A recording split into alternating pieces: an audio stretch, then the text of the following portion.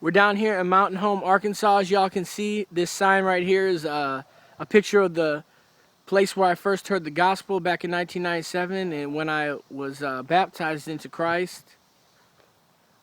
Kind of see this brick building here was the original building, and it looks like God has blessed them with growth because now there's an attachment, if you could see off in the distance. But I kind of want to just show you guys where this journey began so long ago. And though it's had its ups and downs, we're finally at a point where God can reveal himself through the music I'm making. With that said, I want to introduce the next few tracks in the album. The next track in the album is Who Reigns, produced by Dion Bedell. Some of you Springfield artists might know him. But the point of this whole song is just to show how majestic Jesus is, how he is the king, how he reigns.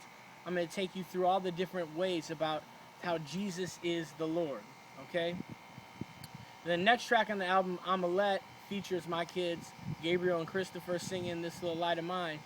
But the point of that song is that as Christians, we're called to shine God's light. You know, we're not just saved to be saved, we're saved for a purpose. We're supposed to be showing other people the way to salvation. On the Bible, it says in Matthew, it talks about letting your light shine. And it's inspired for me, though, by the book of Daniel, where people like Daniel, Shadrach, Meshach, and Abednego, because they resolve not to defile themselves in sin, shine. And people identify immediately that strength and their confidence in what they're able to accomplish with the Most High God. That's what people should do for Christians. The next track on the album is The Good Fight. The Good Fight is one of my favorite tracks on the whole album because it just came together. But the purpose of that song is it's really describing the fight of faith. We're not called to fight against things of this world, but things in the spiritual realm. The only fight a Christian really has is the fight of faith. Do I really have faith in Jesus and in God and who he says I am and who he says he is? And when I'm in those struggles with sin and temptation, am I really looking at him and his example or not?